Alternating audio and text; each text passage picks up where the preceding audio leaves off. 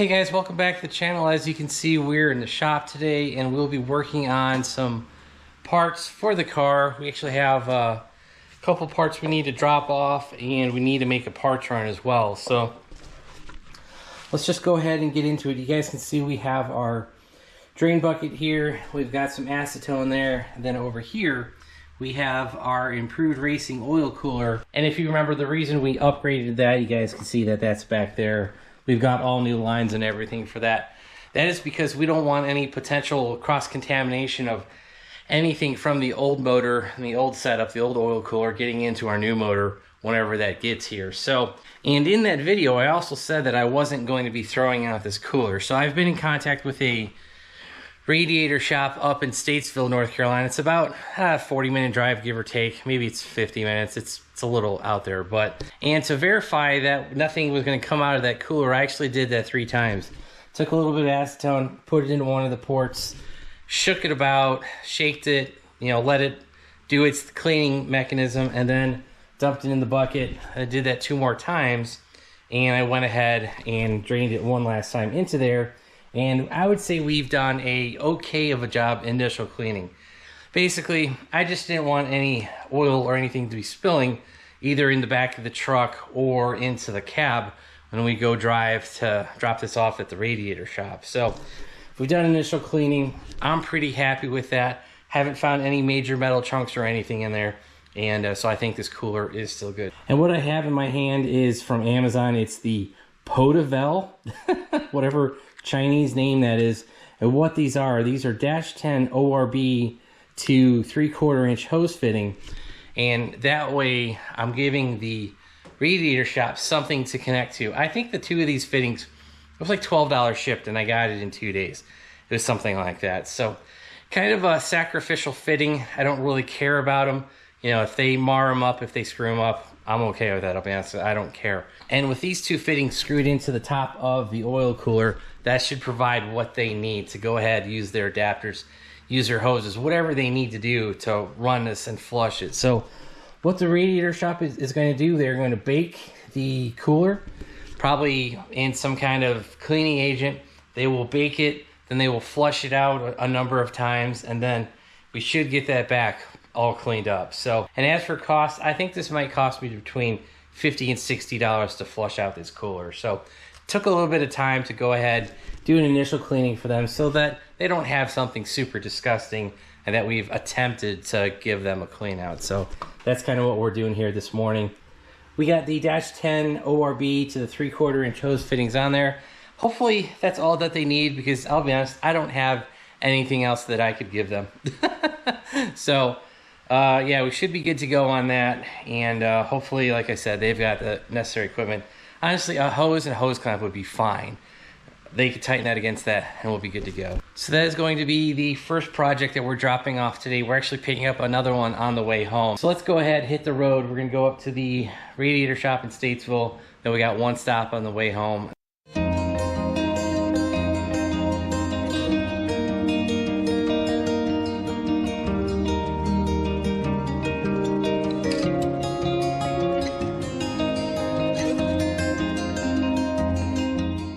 Alright guys, as you can see, we are on 77 going north. We're almost to the place. We're actually about 8 minutes away.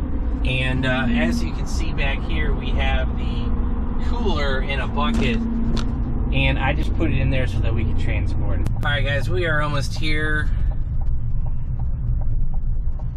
I think we need to turn right here. Then your destination will be on the left. Yep. Alright, so we're finally here. This is like Statesville Radiator. Well, there's the name of it, Statesville Radiator Service. Alright guys, we just left Statesville Radiator and Repair. The owner's name is Wayne. And I actually picked up this shop from a recommendation on from a buddy of mine, as well as Google reviews. I happen to be looking for radiator shops in the Denver area.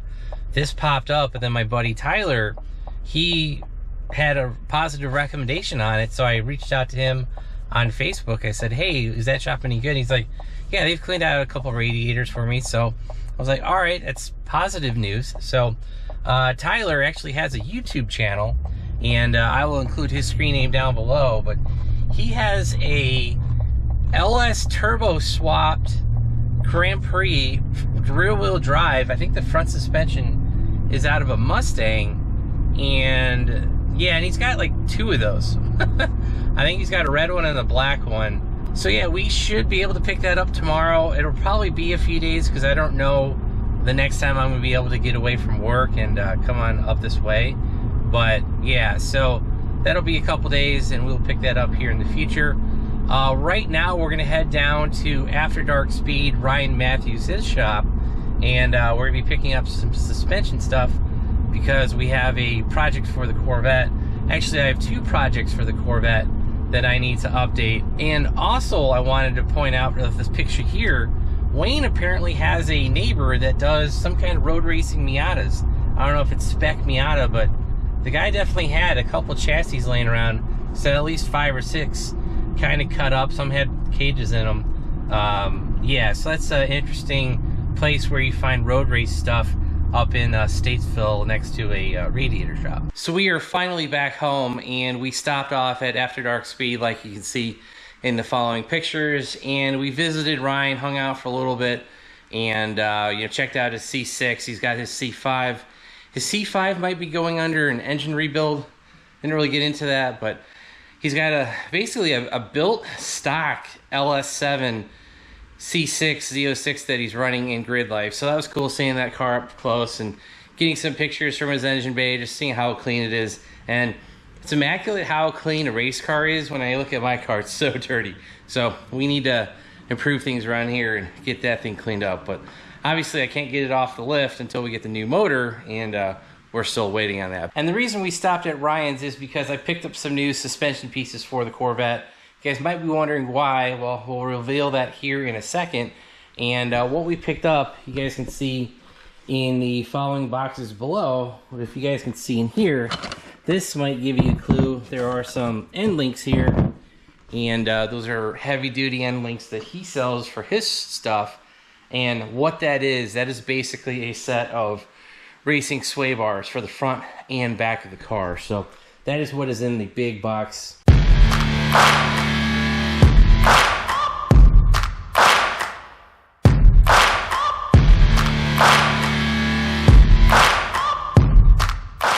So as you just saw, we have a new set of sway bars for the car, and these are from Ryan's company, After Dark Speed. And we actually have a large number of products from his company, and nothing has failed me yet. So good to support a local racer, support a guy I know. And like I said, so you guys can see the orange link from FOT. We'll be replacing that with the sway bar from After Dark Speed. We've got the camber lockout bolt kits on the front and the back.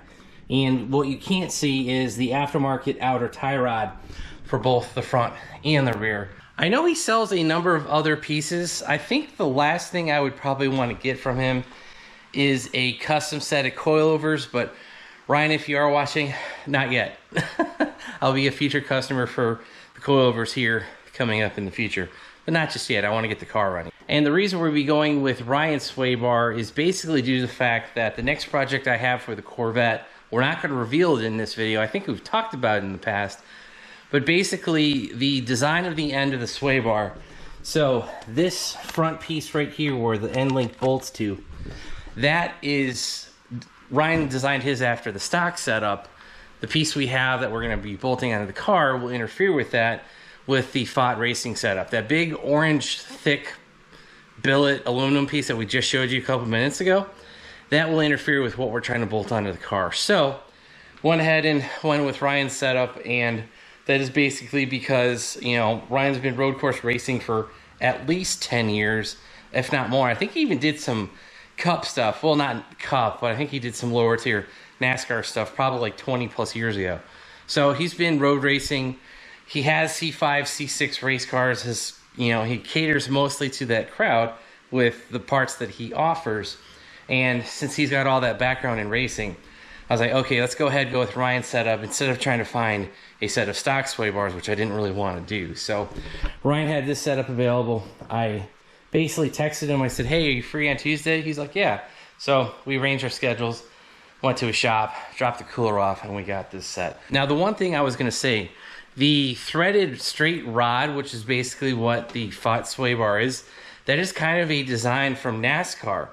NASCAR has that threaded end of the sway bar, and then they use a straight, basically, piece to go back, and then they connect their end link to that straight piece. Well, FOT Racing took that design idea, but they angled it, and in that angle, that's where we run into the interference. So FOT Racing has a little bit of a NASCAR design.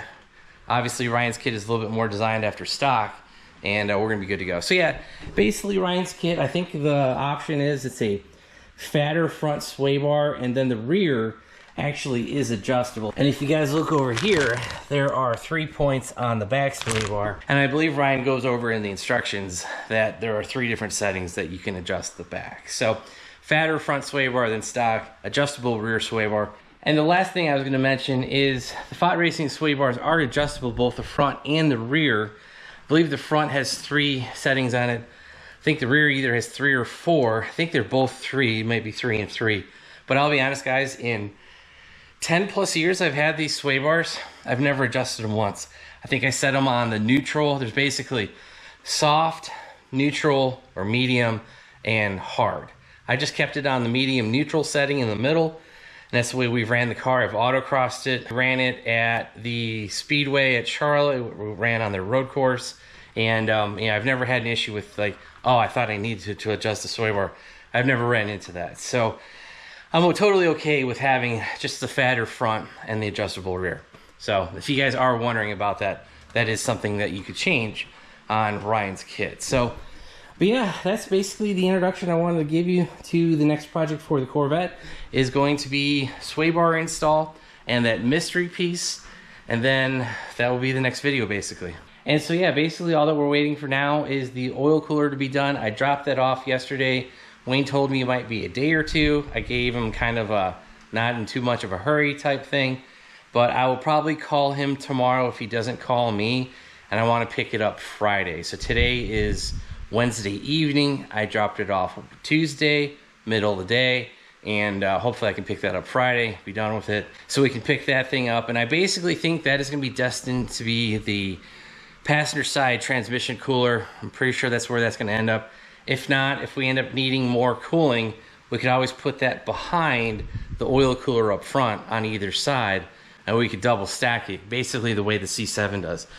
So the C7 ZR1 has, you know, one cooler here, and has another cooler immediately behind it, and then it has the little exit tunnels, kind of like we have on our car, and all we would need to do is basically cut that tunnel shorter, and basically you have air going through both sets of coolers. Oh, the other thing, the oil cooler that we have installed from Improved Racing, they actually have a fan setup for it. They have a shroud, the ducting, the wiring, I believe, and then I think you bolt on like a 6-inch small fan or something like that. But they have a kit readily available. So yeah, basically if we ever run into an issue with either one of the coolers, whether it's the transmission or the oil cooler, we could always add that fan and shroud setup and then run the wiring back here to our Haltech Nexus R3. The last thing with the Haltech wiring, I think I am running out of 25 amp outputs. I think Sean's kit only allows you to run 2, and we have those both going to the fuel pumps. What I could do is run either 12 volt or a ground running over to this MSD relay. I do happen to have 2 open ports here, and we'd be able to power either one of those fans through that MSD solid state relay, and that actually wouldn't be a bad setup. But anyway, I digress. Let's go ahead, pick that cooler up, and we'll show you what the final cleaned up product looks like.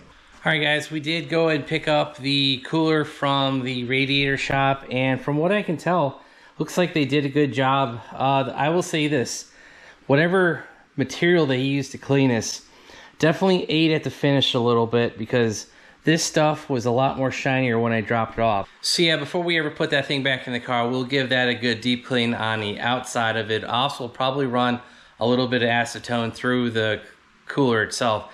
Just that way, if there's anything that he had maybe left inside that cooler, hopefully the acetone cleans it out and washes it out. So, you know, we're just trying to make sure this thing is fully good to go, and we're good to go to run that on transmission. Oh, one other thing, I did drop that off Tuesday. I picked it up on Friday, and it cost me a whopping 15 bucks. Actually 20, I gave him a $5 tip. So 20 bucks to have that deep cleaned, baked, flushed out, all of the above. That ain't a bad deal, and for me, a lot better than the 400 and some dollars it was going to be to send that out to California. So I can't complain about that. As far as the Swaybars, I do have a little bit of a sneak peek for you. Give you a little bit of a hint of what's right there, and that's going to be it. If you guys like today's video, hit that like button. If you want to see the updates on the Swaybar, the install, as well as the secret project that we're going to install with that, make sure you hit that subscribe button, turn on your bell notifications. If you guys want to help support the channel, check out all the links down below. I will actually provide you a link for the ORB fittings that we had to go buy so that the radiator shop could clean out the cooler. Give you a link to that. Maybe a link to some stuff from After Dark Speed. And also make sure you check out our website, BonecrrusherSS.com. We're going to have some new parts on there. And if you guys want to check that out, that's on the website. We got used parts, stickers, t-shirts, hats, SS parts, Corvette parts. I got a bunch of stuff out there. Check that out, and that's going to be it. Thanks, guys. Have a great one.